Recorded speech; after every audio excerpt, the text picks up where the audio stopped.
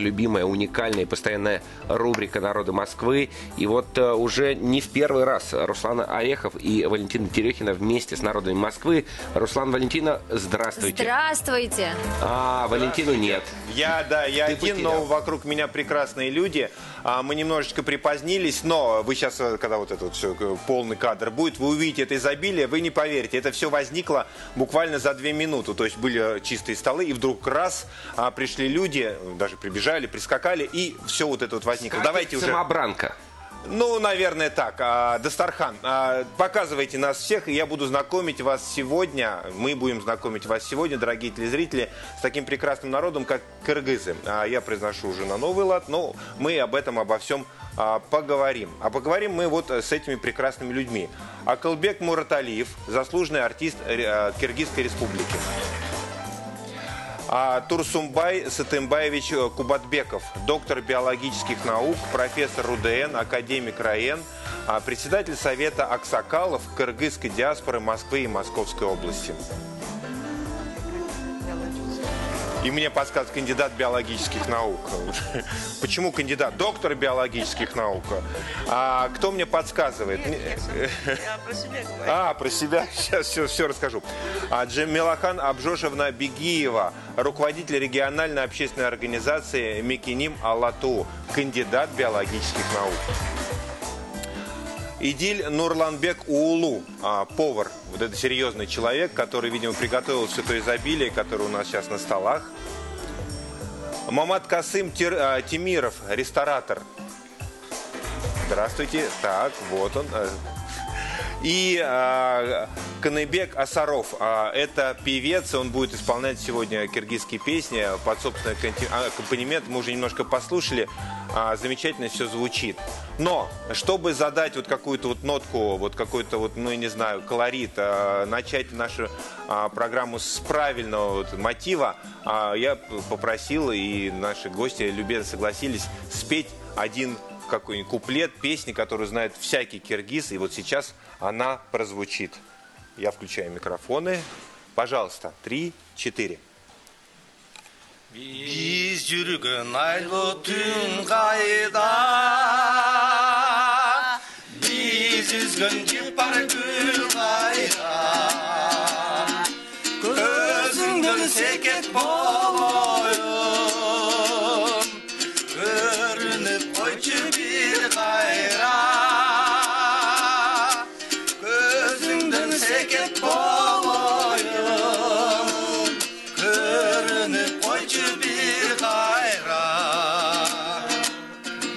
Спасибо, блестяще, браво!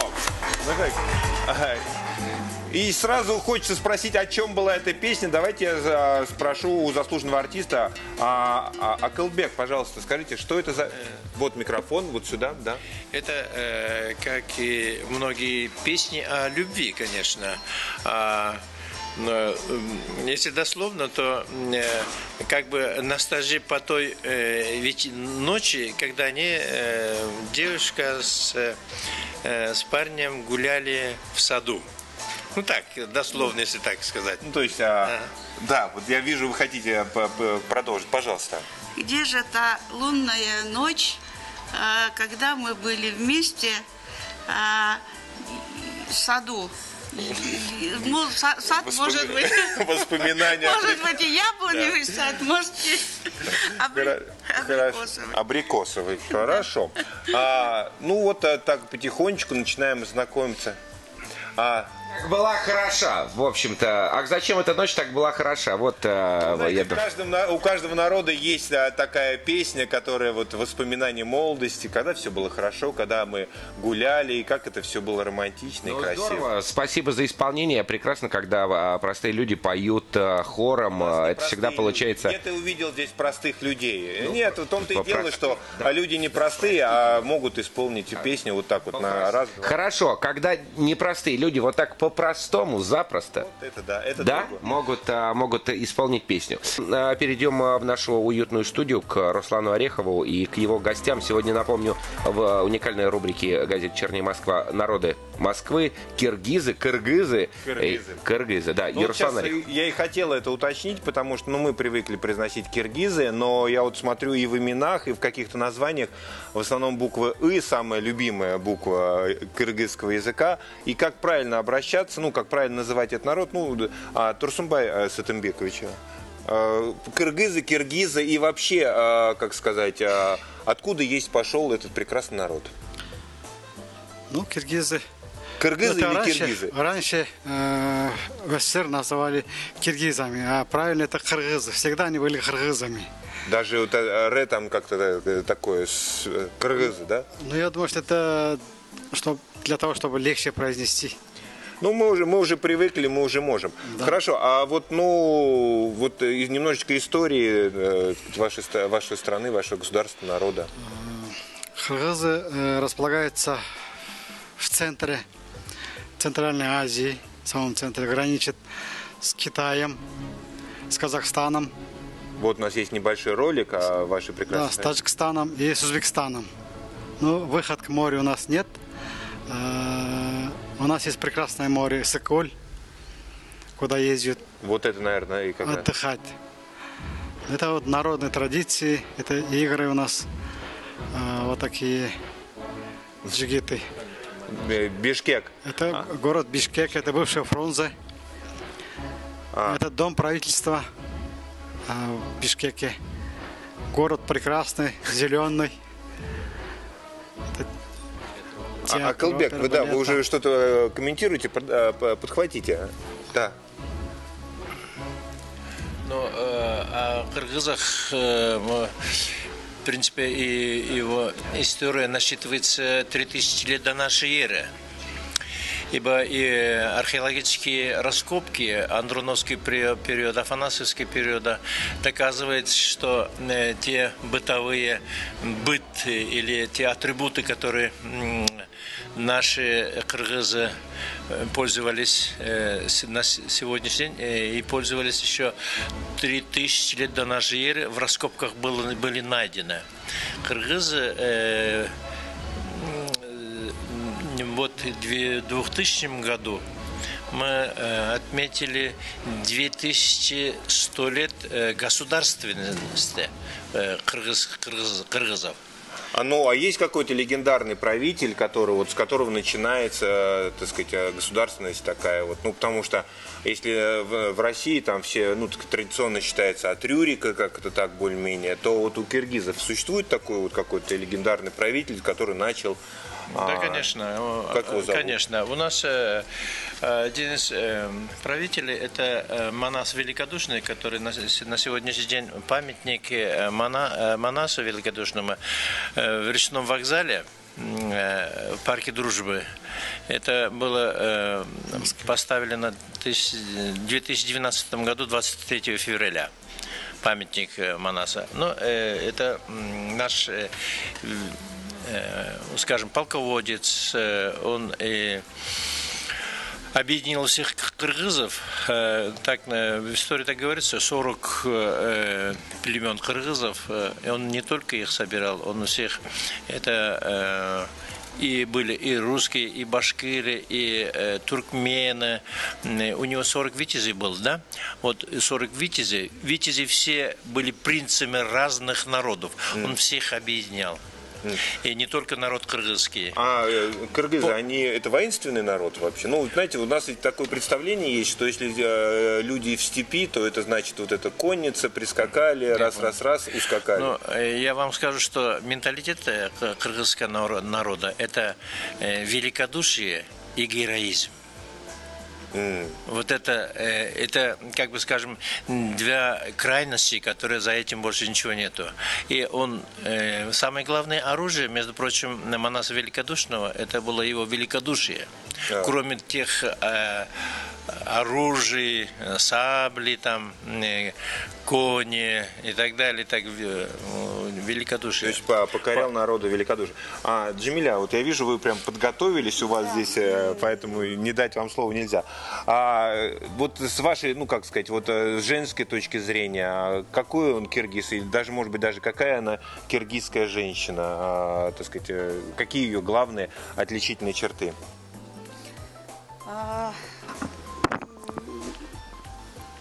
Ну, киргизская женщина, это в первую очередь гостеприимная и добродушная. И вот как древний, как вот по Манасу, Манаса жена Каныкей, и она и хранительница очага. И вот когда напали враги, она спасла в первую очередь сына своего Семетей, и этим, и потом, как Семетей вырос, стал батыром, спас своего народа. И вот сделаем как бы вывод из этого, что женщина не только хранительница очага, и хранительница государственности и народа целого. И в прошлом веку, в начале 20 века, также наша легендарная Курманджан Датка спасла именно такую для народа такое время, жизненно важное, судьбоносное время, спасла также своего народа, присоединяя кыргызов к России. То есть, вот. Знаете, вот сейчас, извините, да, я немножко перебью, просто получается, что, знаете, как героические мужчины, но вначале была женщина, и, знаете, когда надо кого-то спасти, это приходит женщина и всех спасает. Да. На кыргызские женщины это равноправие, полное равноправие испокон веков было. Что мужчина, что женщина. Конечно, всегда, в отличие от многих других среднеазиатских народов, никогда не принижалось достоинство и его способности женщины. Никогда. Они всегда были наравне с мужчинами. Ибо вот царица Алая, которую Джамиля рассказывает, это спасла, она была, ну скажем, королева гор. И его признали Россия до революции, да, до революции, и воссоединение кыргызов с русскими. А вот насколько это воссоединение, оно было такое добровольное, потому что понятное дело, что все-таки страна небольшая, и когда рядом вдруг оказываются границы большого государства, то, в общем, иногда присоединение может быть такое, условно добровольное. Ну, конечно, были стычки до царствования Николая II времена. Это были стычки Каканским ханством и белогвардейцами. Да? Были, конечно, стычки после многих потерь. И вот эта наша алайская царица, она очень мудро поступила, что надо мир. Согласие, мир и согласие. Ибо огромная страна в то время Россия и маленькая, как вы сказали, Кыргызстан не могла выдержать тот натиск, естественно. И спасла этим она многих жизней. И, знаете, у меня вот сейчас вот еще один маленький вопрос, прежде чем мы опять переключимся на журнале. А сколько вообще кыргызов в мире? Вот во всем. Вот в Кыргызстане, в России, в Москве, еще где-нибудь? Точно считал? На сегодня точных данных нету, но где-то больше 15. 15 чего? Миллионов. Хорошо. В Афганистане, в Турции, в Китае. В России, в Москве. Вот, и лучшие представители, вот они здесь сидят. Ну вот вы, Алексей, так сказать, все иронизируете, а мне вот очень приятно оказаться в числе, может быть, как вы сейчас намекаете, аксакалов, потому что, ну, знаете, на Востоке аксакалов уважают. И вот рядом со мной сидит председатель совета аксакалов Турсунбай Сатымбаевич. А вот вообще киргизы, они насколько вот долго живут? Вот как стать аксакалом, чтобы тебя признали? Просто надо дожить до какого-то возраста или все-таки какие-то заслуги должны быть? Вот, чтобы тебя реально уважали. Не просто вот за бороду, за длинную, а вот как это, как стать уважаемым человеком? Ну, это, наверное, народ сам выбирает кого. Ну, а на что смотрит народ? На какие-то дела? Или надо, чтобы было просто много, так сказать, ну, как состоятельный человек? Или чтобы детей было много? Или должность какая-то большая? Со всех сторон. Со всех. Очень такой, да? Да, там аксакалы у нас киргизы всегда уважали и уважают аксакалов. У нас в Киргизии есть свой совет аксакалов, суд аксакалов, вот, который решает многие. А вот что может решить суд аксакалов? Вот какие споры? Ну, споры такие, которые не противоречат такие законам, да? Ну, если есть, как, например, на территории там споры, связанные с... то есть можно было не довести до такого суда, который можно было решить на месте. А таких очень часто. Иногда какие-то мелочи доходят до суда. Ну, это когда соседи друг с другом спорят о том, что... Это тоже. Это то же самое. Забор передвинуть, я не знаю, что там еще. Твоя собака здесь не должна ходить или еще что-то. Я думаю, благодаря тому, что есть совет аксакалов, многие вопросы не доходят до суда. До суда. Решается. Нет, хорошо, я хочу спросить, вот просто я не знаю, кто моложе, Каныбек или Идиль. Ну, начну с Идиля. А вот что может, как сказать, запретить или, так сказать, да, вот отец, пожилой человек, вот чтобы он сказал, например, вот не женись на этой женщине, на этой девушке, это вот может сейчас вот запретить старший родственник молодому человеку? Ну, сейчас запрещает, потому что родители тоже хотят, то, что у нас было хорошие семьи. Ну, то есть, нет, ну, а молодежь может, ну, молодой человек сказать, нет, люблю, не могу без нее жить? Есть такой, этот человек тоже бывает, но зависит от воспитания. А воспитание, оно все-таки настроено, ну, давайте я у Каныбека спрошу, микрофон включите, пожалуйста, да. А воспитание все-таки на полное, как сказать, послушание старшим? Вот как родители старшие скажут, так и надо делать? Или все-таки можно как-то поспорить, попытаться отстоять свою точку зрения, если она другая? Нет, все родители решают, что делать. Что Громче говорят, говорите. Что говорят, делать надо. Вот так, все очень просто. Знаете, что... Да, пожалуйста, Джамиля. Ну, сейчас я добавлю. Вот у нас говорят, мудрец не тот, кто долго живет, а мудрец тот, кто знает. Ну, знания, у кого знаний больше. И вот у молодых тоже, они, конечно, рассуждают так. И каждый случай индивидуален. Сейчас в эпоху глобализации, скажем так, немножко и изменились какие-то обстоятельства. Если далеко живут, они многие, ну, некоторые живут, конечно, по тем законам, где живут, в какой стране.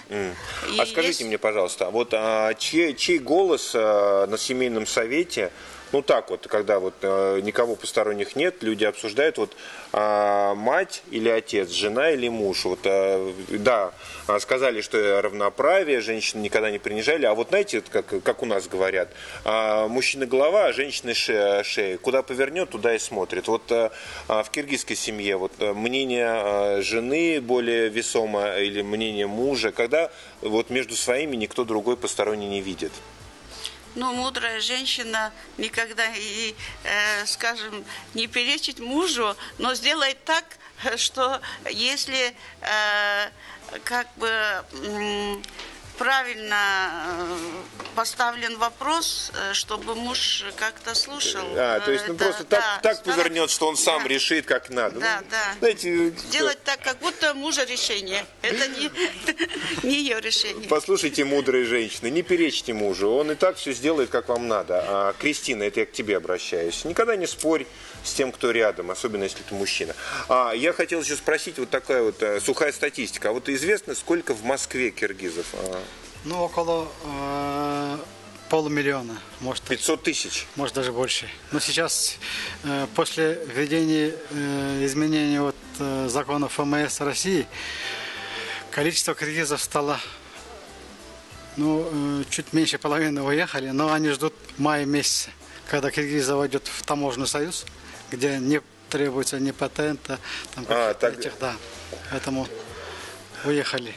А так, по нашим данным, до введения изменения закона ФМС, где было в среднем чуть больше 500 000, это в Москве и Московской области. Это очень много. Но скажите, пожалуйста, все-таки можно же, наверное, разделять, так сказать, людей, которые там приехали давно, так скажем, это коренные же уже, можно сказать, жители Москвы, россияне, и люди, которые приехали, так скажем, на заработки, и, так сказать, мигранты, то, что у нас называется. Сколько, можно как-то разделить? Потому что ясно, что 500 000 это не, так сказать, не те люди, которые здесь родились и выросли. Сколько коренных, так скажем, москвичей среди киргизов? Да, москвичей, если так посмотреть, основная масса последние 10 лет приток кыргызов стало больше. А так, если так посмотреть, постоянно живущих киргизов в Москве, в Московской области, может быть,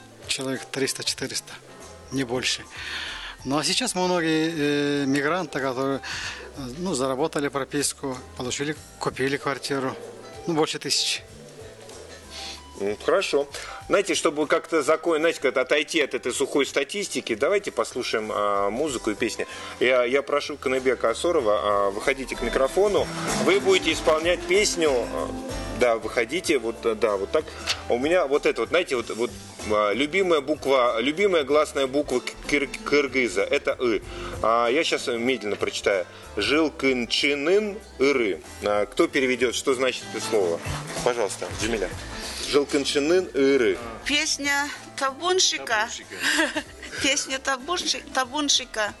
Смотрите, обошлись одной гласной всего, да? Представляем, Джайло, там пасет табуна, ему скучно, он скучает по своей любимой.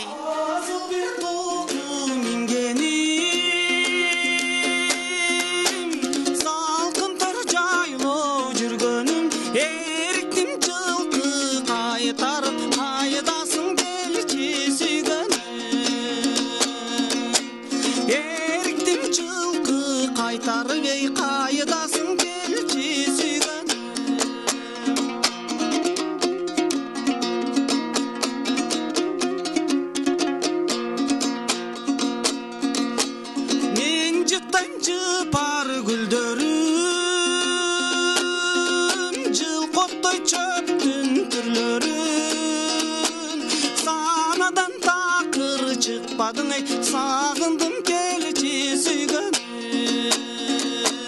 Sanadan takır çıkmadın ey Sağındım kelçi sügönüm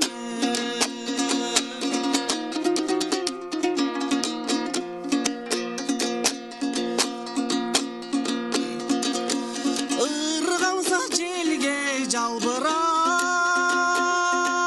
Irgışta pürkü targıma Sivey qarayt kökten jaldırap Qamık bakele degen sivey ay qarayt kökten jaldırap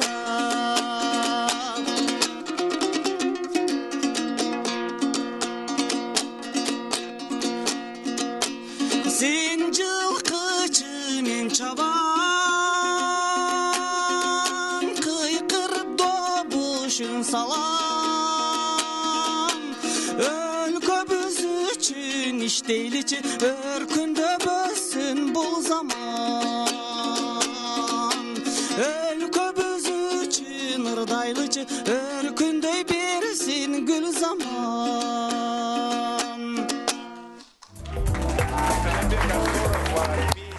Жилкачынын ырым. Если я неправильно произнес, извините меня, пожалуйста. Все правильно, замечательно. Ну что же, Жилкачынын ыры. Жилкачынын ыры.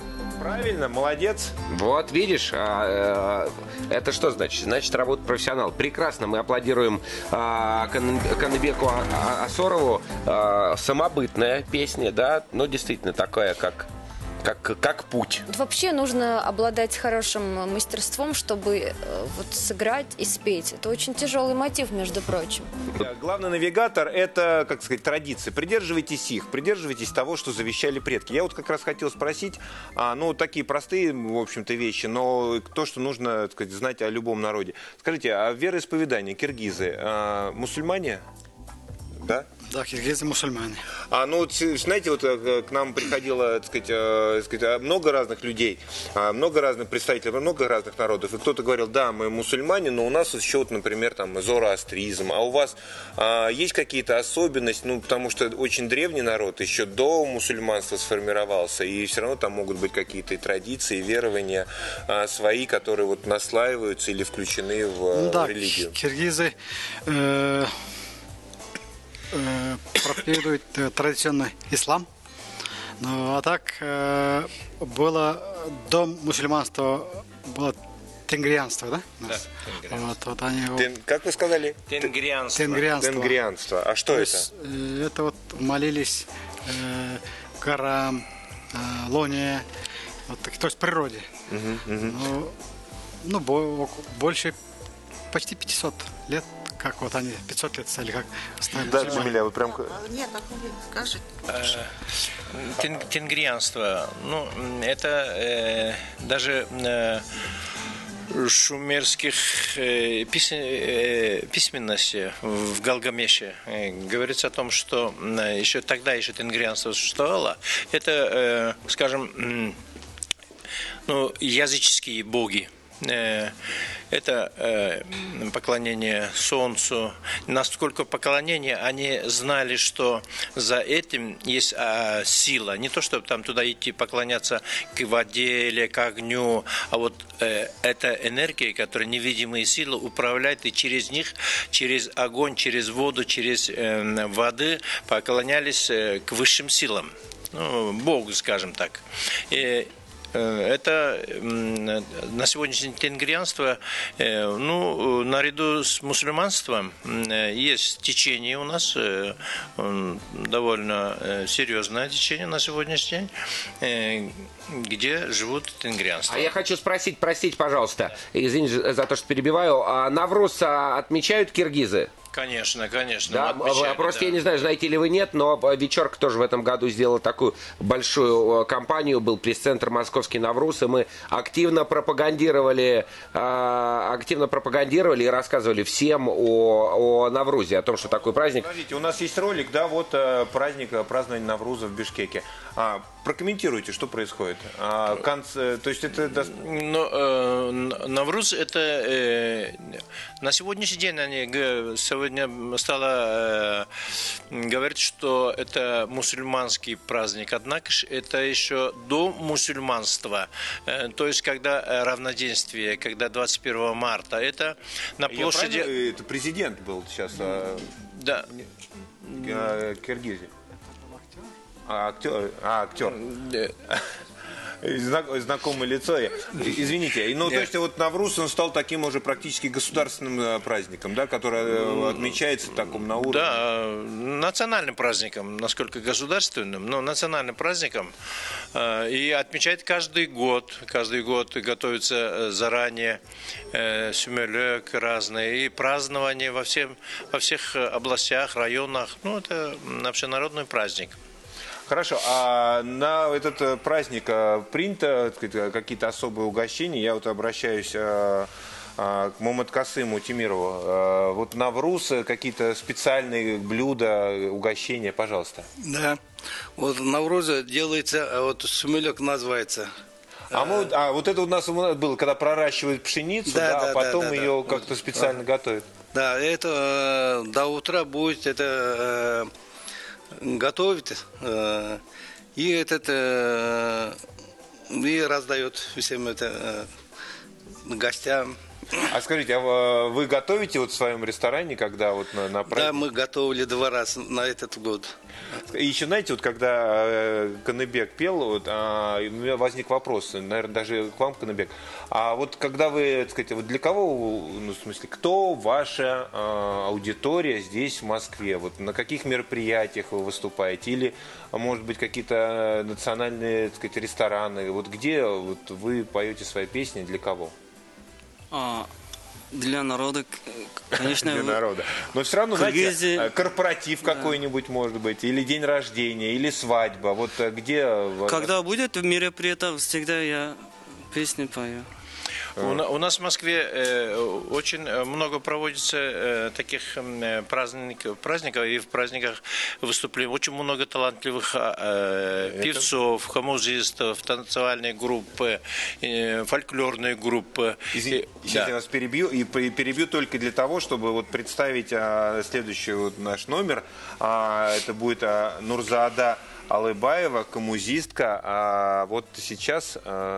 мы как раз имеем возможность послушать еще одну композицию. Да, Нурзаада, выходите к микрофону. У нас еще один вопрос, знаете, Акылбек, вот вопрос, микрофон включите. Вот мы говорили немножко мусульманство, там, так сказать, старые течения. А вот есть еще, сохранился вот этот кыргызы светского такого толка, атеисты? Или это уже совсем не... Они всегда были, и на сегодняшний день существуют. Как и во всех, люди разные, миропонимание, мировосприятие у всех разное. И конечно, атеисты есть, несомненно. Хорошо. Я сейчас объявлю. Нурзаада Алыбаева, камузистка. Что за песню вы нам исполните? Песня про родину. Пожалуйста. Какие скромные, красивые девушки. Замечательно.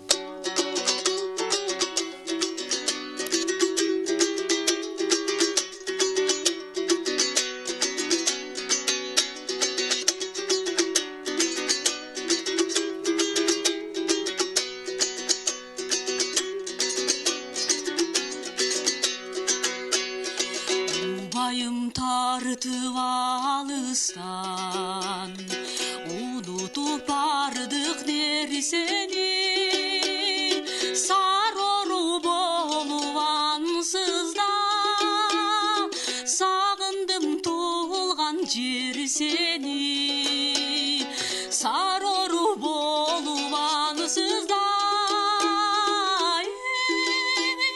сагындым туулган жер сени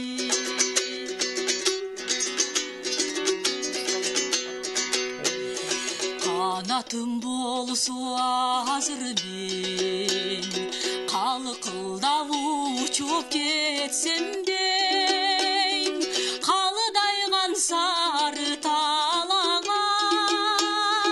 Karlıgaç bolup jetsem deyim Kalıdaygan sarı talağa Karlıgaç bolup jetsem deyim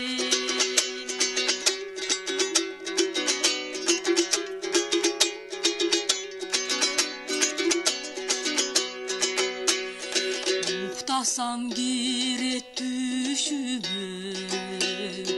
Argımak çapkan talalar Tıyılbay takır kusalı Tınçıbay koydu sanalar Tıyılbay takır kusalı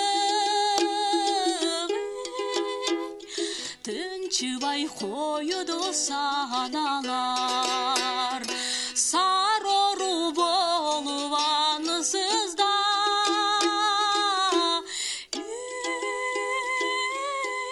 Sağındım tuğulgan jer seni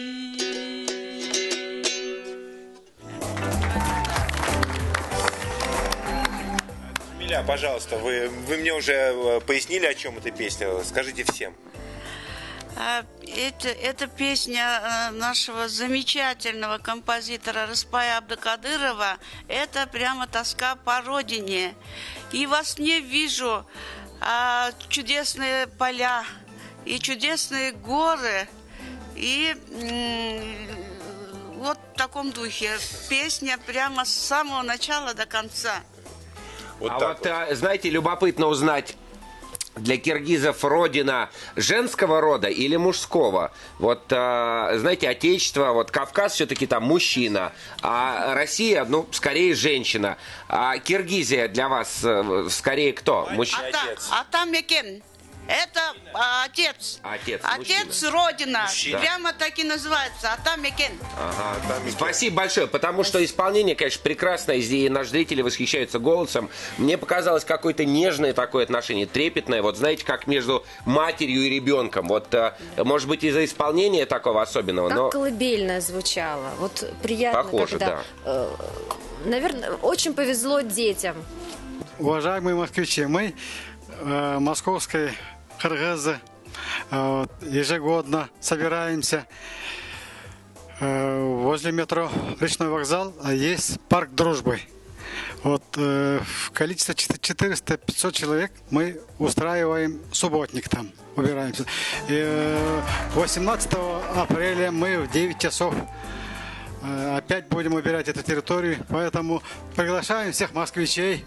И киргизы, и не киргизы. Все в субботу в 9 часов утра парк дружбы. Да, на уборку территории. Вот, вот таким вот образом. Наша редакция будет очищать в том числе и речки. Я, кстати, прекрасно знаю этот памятник. Я часто езжу там на велосипеде со своим сыном и останавливался возле него. Красивый такой круг огромный, в центре которого... Теперь, Алексей, вы знаете, отчасти кому вы обязаны тем, что там достаточно все благоустроено. Да, это правда, это правда. Это прямо недалеко от Ленинградского шоссе, вот парк Дружбы напротив речного порта. Поэтому всех с удовольствием приглашаем и в парк Дружбы в помощь всем на субботнике. Хорошо, ну, пожалуйста, вам слово. Да, мы продолжаем знакомиться с прекрасным народом Киргизии, Кыргызии. И у меня вот такой вопрос уже, знаете, как основа всякого народа — это семья, это вот сватовство, это дети и так далее.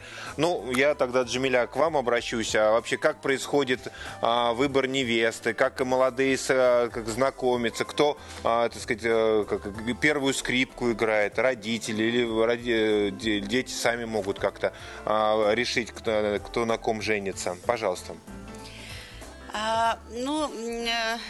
Традиции, конечно, раньше были совсем другие. Опять же говорим, сейчас... в эпоху глобализации сейчас даже по агенту знакомятся люди. Об этом там я немного вперед ушла.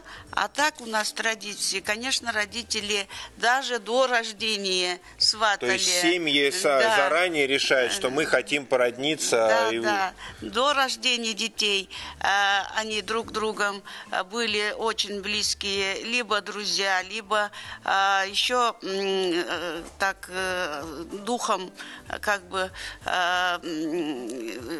близки, и иногда породнились племя с другими племенами. Ну, это иногда, уж какие-то совсем такие древние времена. Да.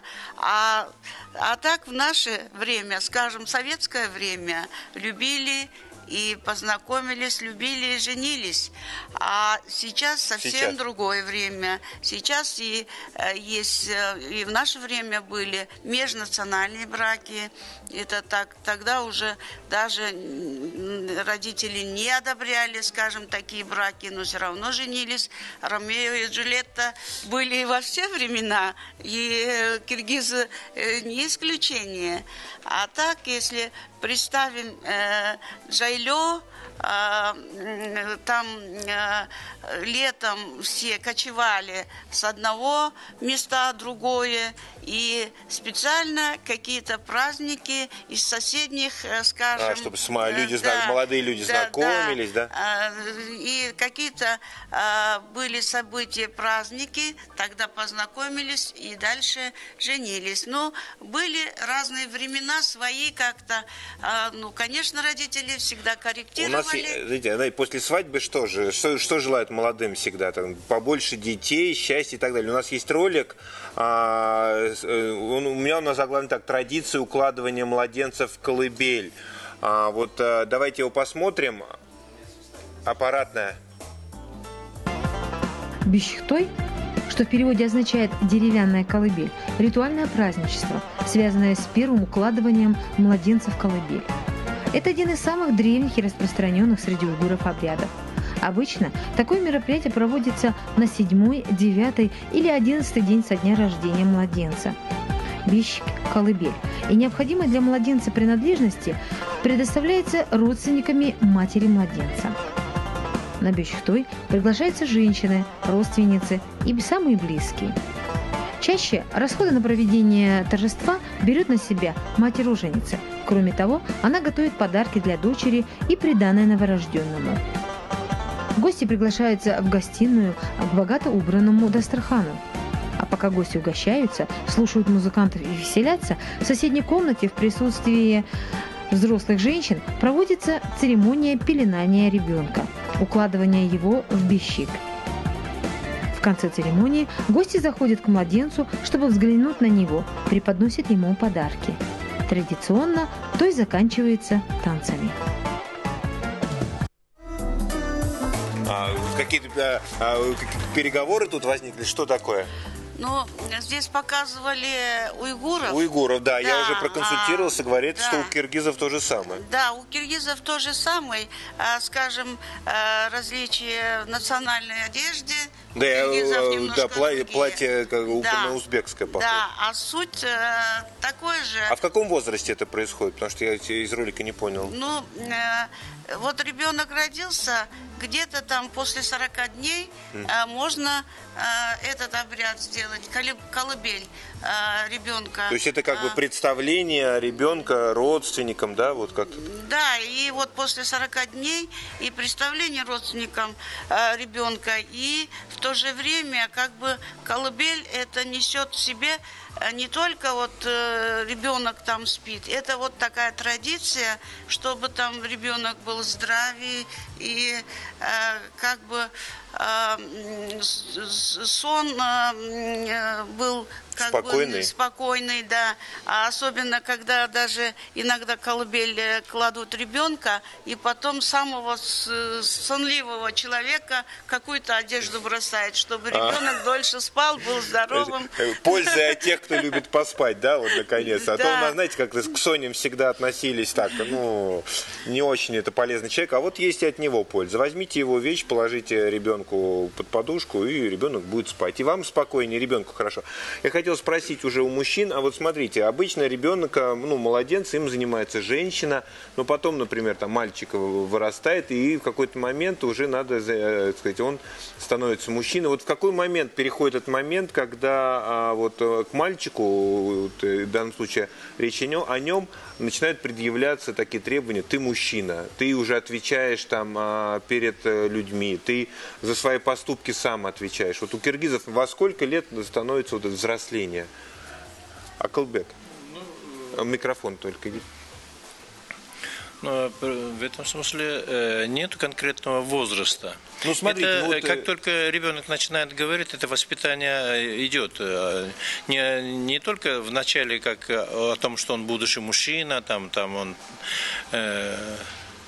А о том, что вначале, как и всех, что и девочек, что мальчиков, идет обыкновенное воспитание, начиная от поведения, как вести себя, быть послушным, быть трудолюбивым, быть внимательным, сочувственным, терпеливым и так далее. Например, девочка, девочку начинает учить каким-то домашним хозяйству, там, не шить, готовить. Это в каком... Дайте я Джамилю спрошу.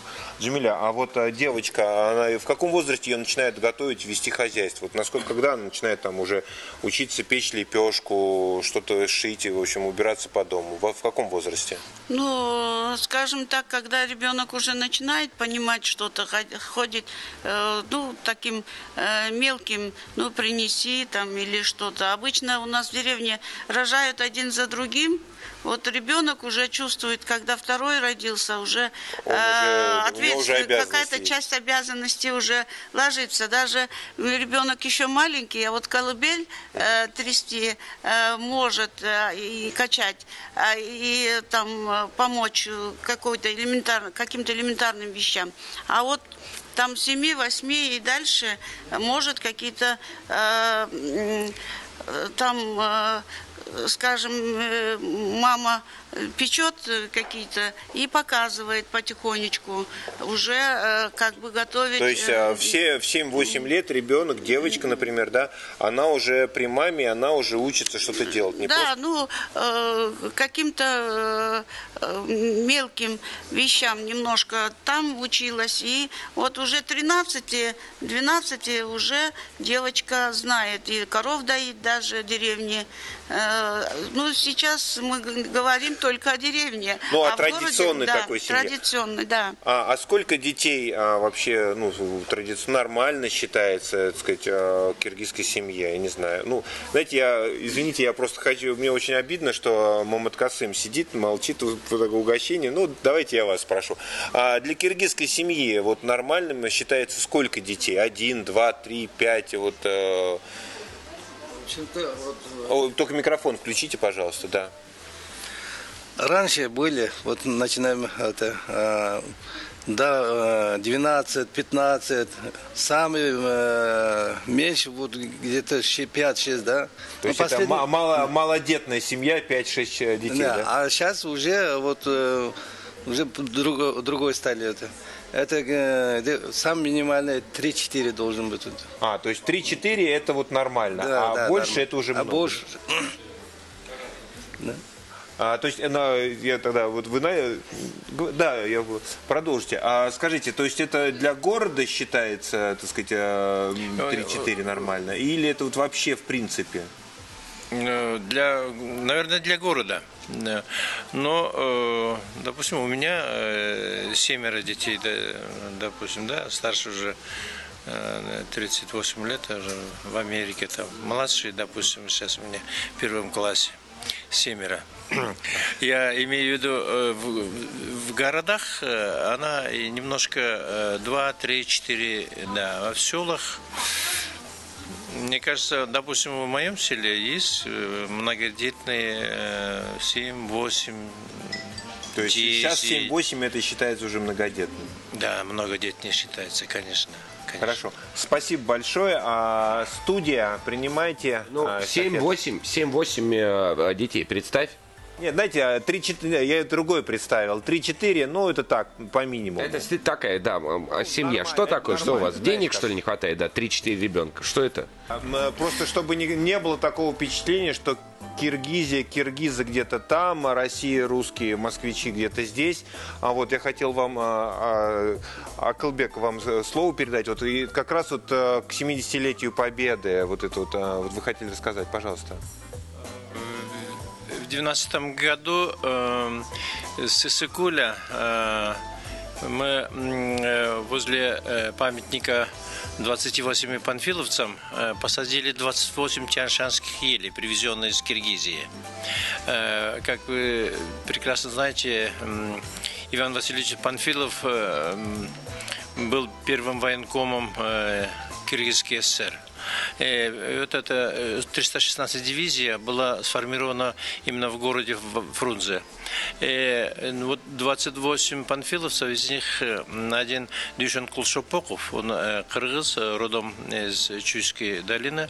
И мы так для подрастающего поколения в патриотическом духе воспитания и дружбы между двумя странами, чтобы не забыть ту боль, ту трагедию. Ибо на сегодняшний день есть такие искаженные информации о том, что это было выдумано, хотя 300 миллионов человеческих жизней уже никуда не денешь. И самое главное, что кроме Дюшенкула Шопокова, кыргыза, там много наших дедов, прадедов полегли там.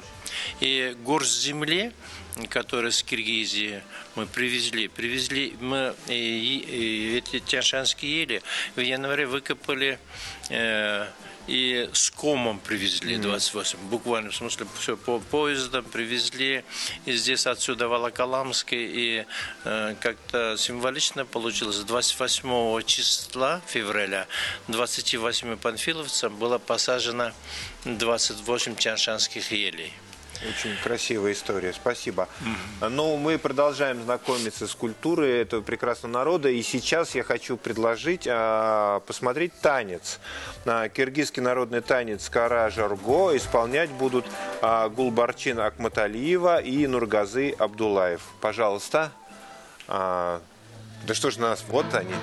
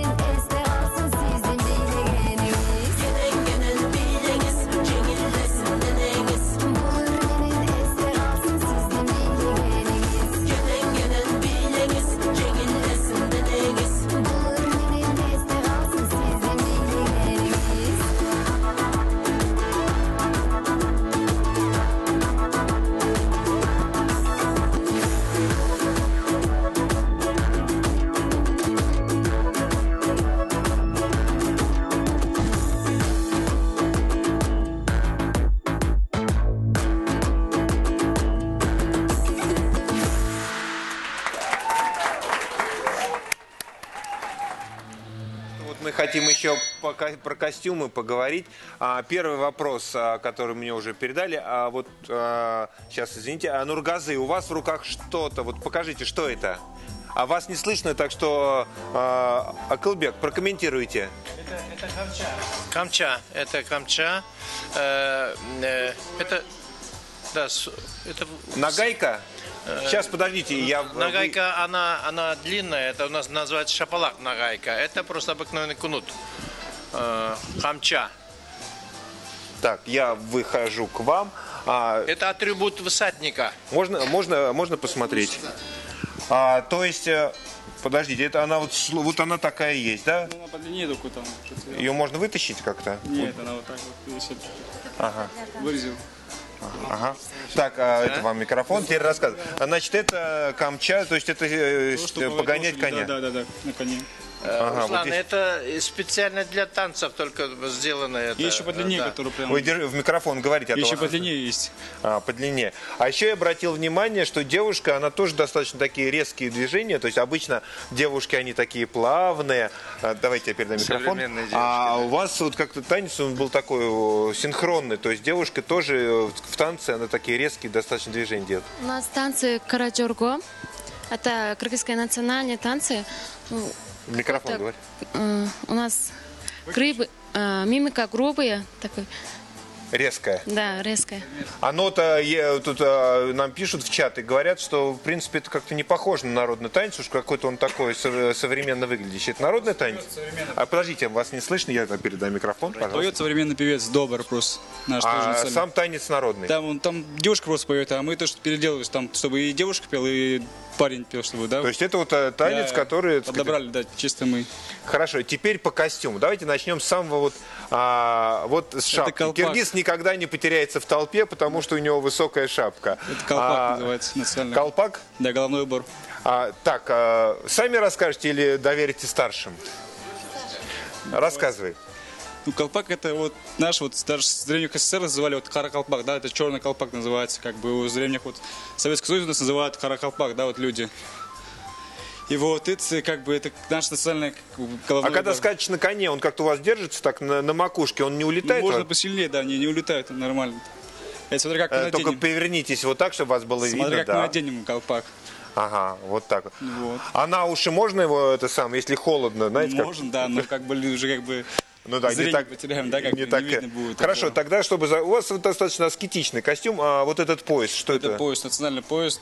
Микрофон только. Национальный пояс, как бы, чтобы как бы держать напряжение, да, такое, чтобы как бы, да. Решительно, да? Значит, это помогает, да, тут как бы пояс у всех бывает.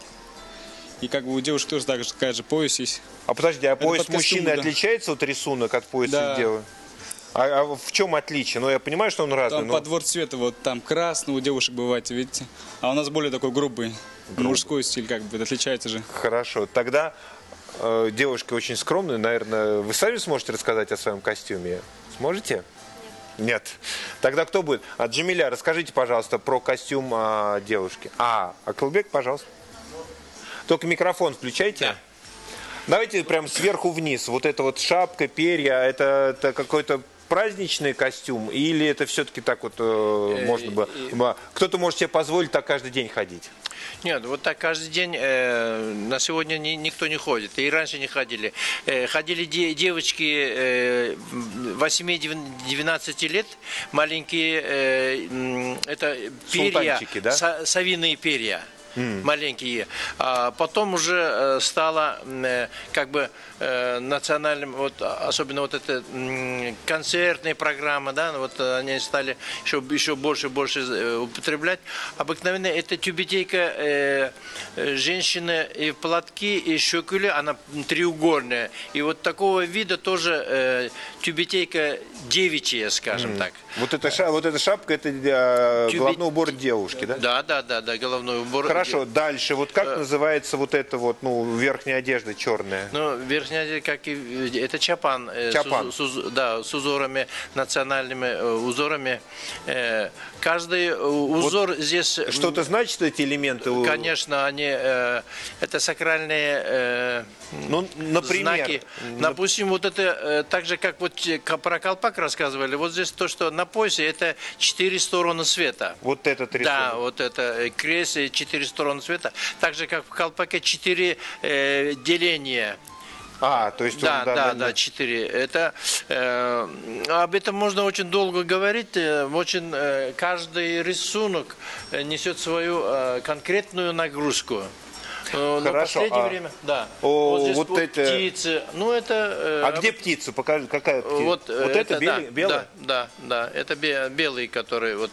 Она насколько птица, это, скажем, ангел. Да. Сейчас вот давайте, девушки, я вас поверну. Вот сейчас вас видно. Вот это вот птицы, да?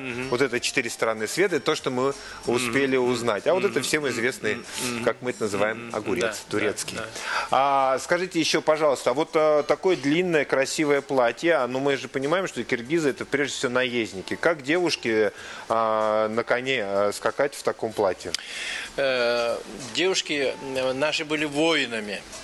Да, мы это поняли уже по танцу, да. Воинами, не. Естественно, тогда они одевали другого, не такой длинный, не такой.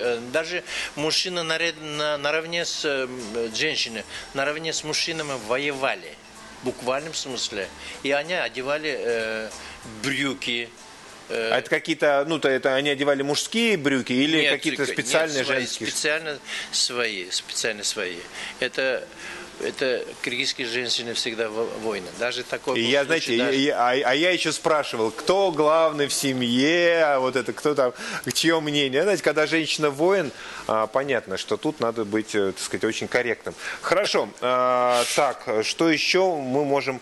Вот это вот ожерелье, это такая парадная вещь, да? Это на сегодняшний день, обычно, как сегодня про янтарь говорили, янтарное серебро очень у нас пользуется очень большим спросом у девушек.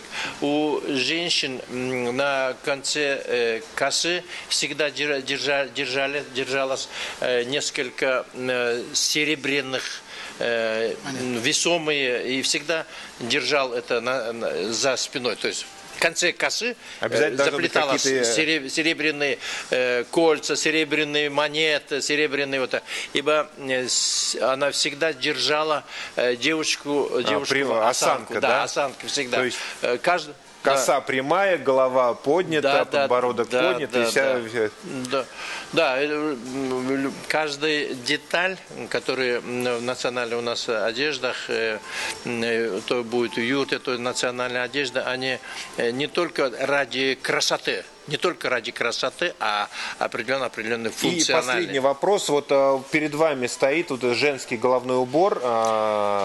Давайте я его возьму в руки, чтобы его было всем видно.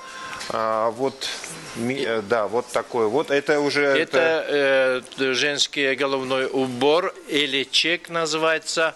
Этот эличек одевает уже в возрасте замужние женщины одевает. Это, помните, у Нефертити головной убор, да? Да, но у него побольше был. Да. Между прочим, они взяли у нас, да. Вот оно, откуда все пошло, понятно. И вот здесь белый, Джамиля сейчас показала бы. Платок? Да. Шарф? Сейчас она покажет, как это одевается даже. Вот. Это подбородок всегда надо держать, лицо, подбородок, чтобы держать вот такой обязательный к эличеку. К эличеку это обязательный.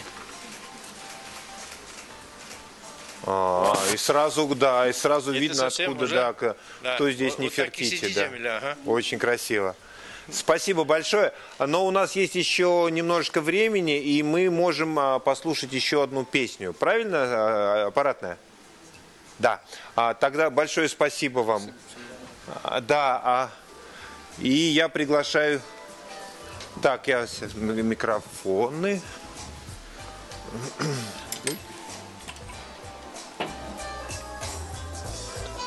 Выходите. Все-таки, хоть киргизские девушки воины, но они при этом сохраняют скромность. Сейчас все, вот вам микрофоны. Все? Правильно? Да? Пожалуйста.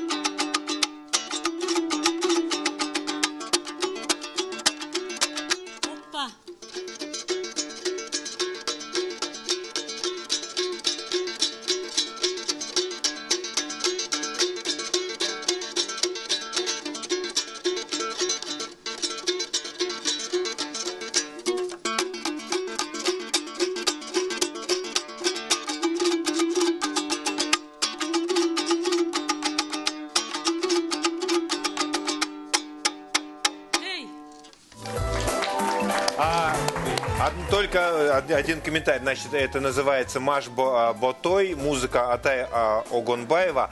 Это торжественный марш, который начинается все такие праздники, мероприятия торжественные. Вот задают такой вот ритм. Надо было начинать с этого эфира. Ну ладно. Ничего, это тоже было своевременно, и прям сразу представляешь, как будто ты скачешь на коне почему-то.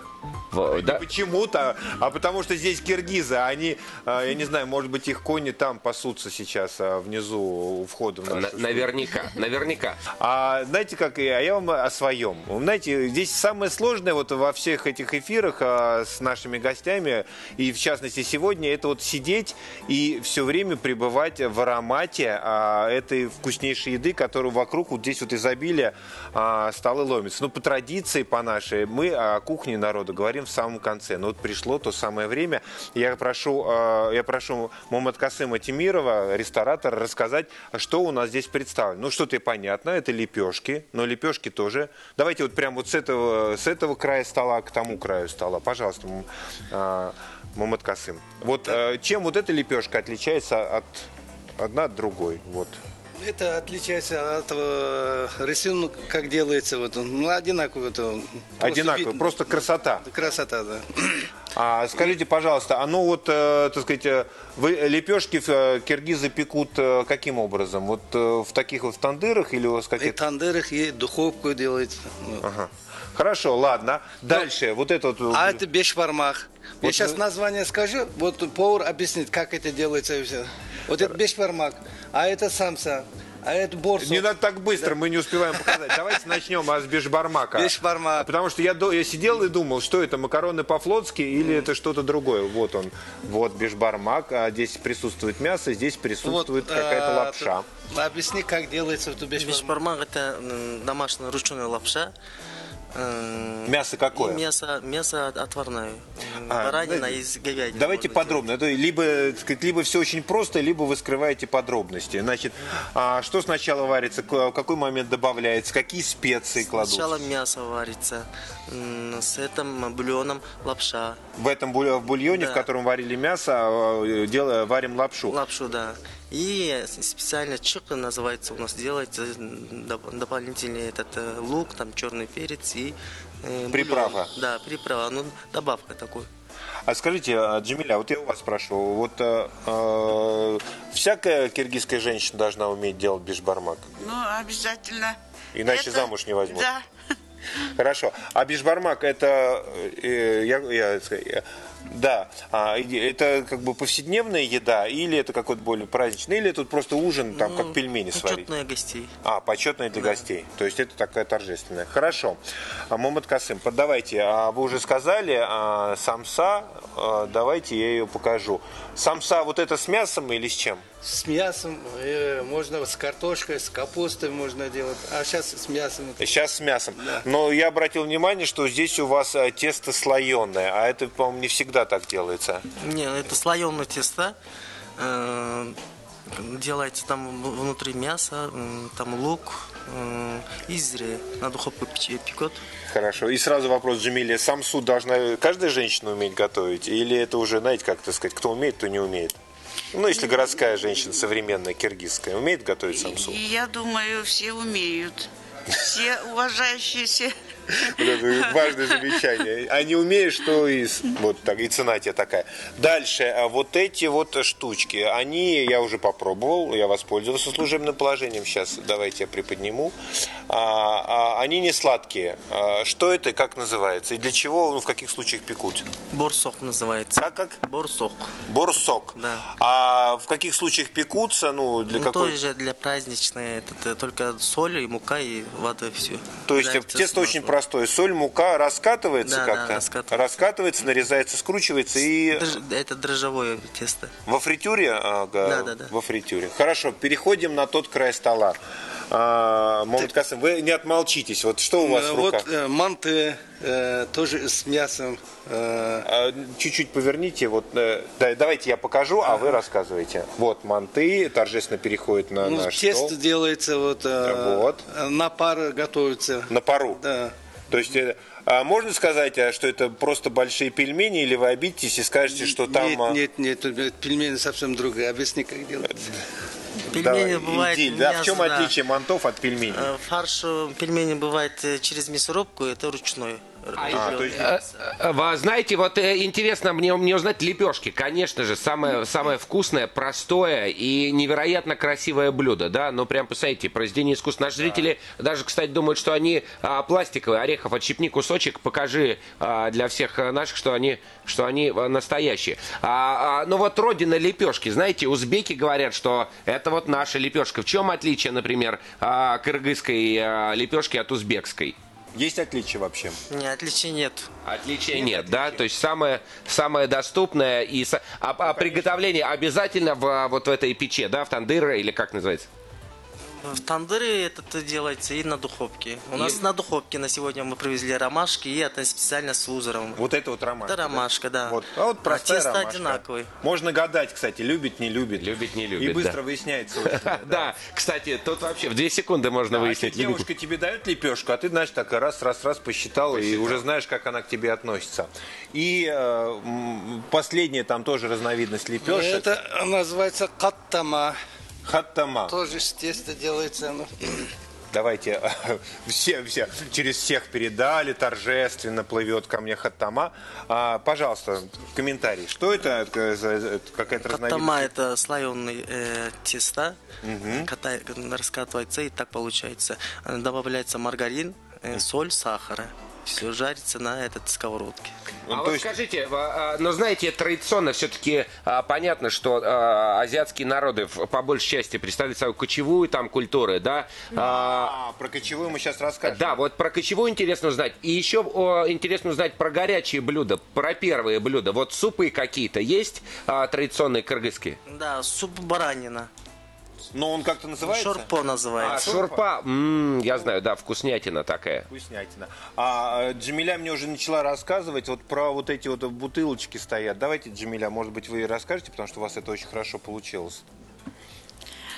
Это не кумыс. Кумыса здесь нет, потому что мы на работе, а кумыс немножечко градус все-таки обладает. Вот здесь написано курут. Давайте я подержу.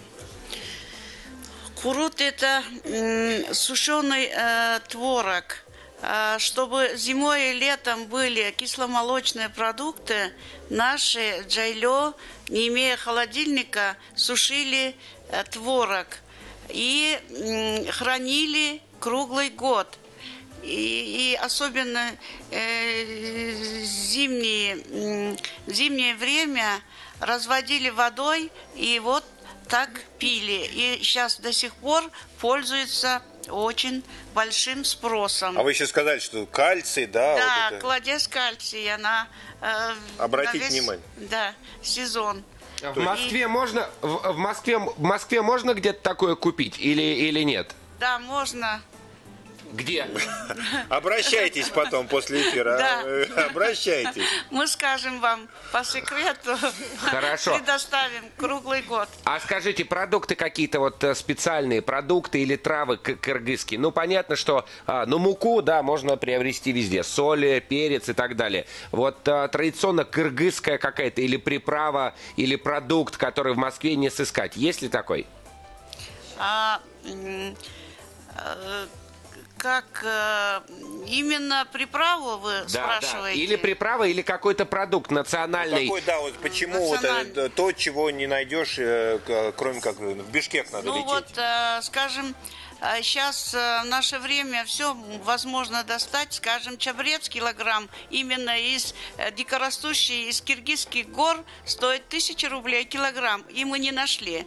Да, и вот при желании мы теперь на этот сезон думаем достать именно для москвичей. Мы искали чай чабрецом именно 3700-4000 метров над уровнем моря дикорастущих чабрец. Нету дикорастущего чабреца. Да.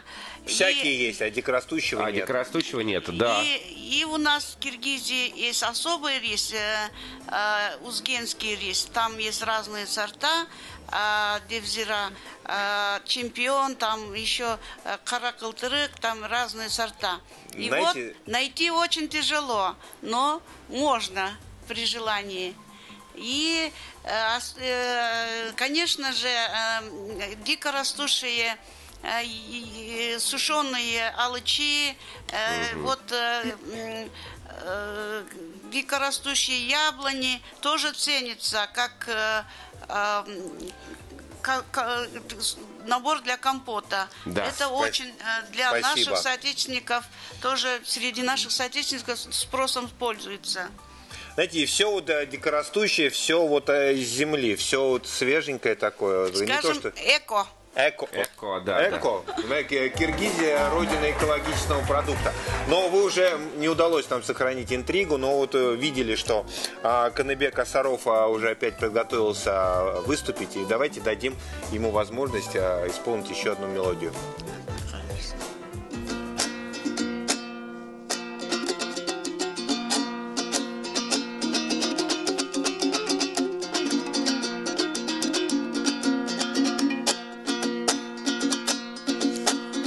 Айылыма барарымда аптығып, атамды ойлап көзлерімден жаш шығып, балбалақтайым бір жоғымды ұнытып, балалығым келуші де аптығып.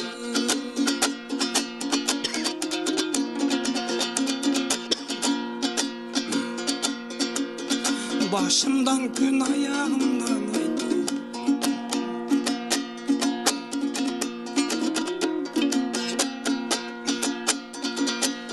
Başımdan gün ayağımdan айтылып, Turcu atam appaktangday kulpurып, Желге бутум жетпей учуп баратам, Асқа чапчып аккан судай жулкунуп. Бутум жерге жетпей учуп баратам, Асқа чапчып аккан судай жулкунуп. Атыңды айтып алыс жактан желгелеп, качаңгы бир көңүл бугум жазамды, көздөрүңдү өпкүм келет эркелеп, мен алыстан сагынганда атамды. Көздөрүңдөн өпкүм келет эркелеп, сагындым мен атамды.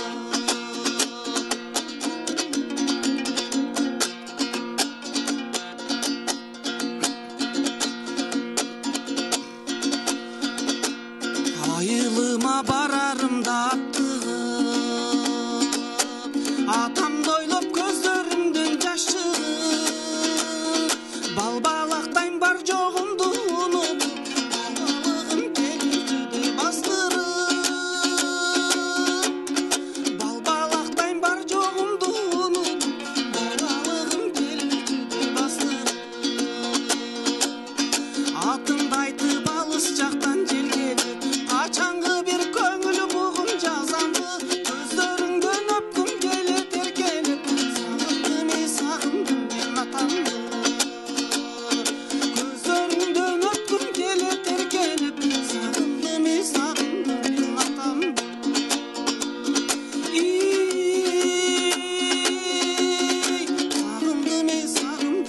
атамды. Каныбек Асаров.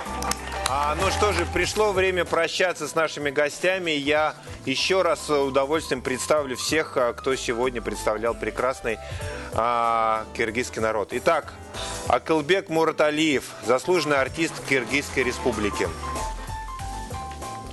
Турсумбай Сатымбекович Кубатбеков, доктор биологических наук, профессор УДН, академик РАЭН, председатель Совета аксакалов кыргызской диаспоры Москвы и Московской области.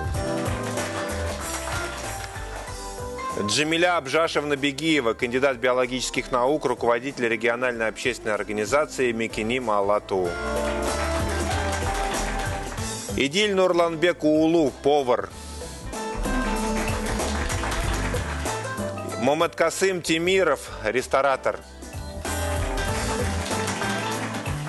Ну что же, вот эти прекрасные люди, и не только они, еще прекрасные артисты Нургазе Абдулаев и Гульбарчин Акматалиева, а также коммузистка Нурзада Алыбаева познакомили нас с этим прекрасным народом, с которым мы соседствуем уже давным-давно, и дружба наша только крепнет.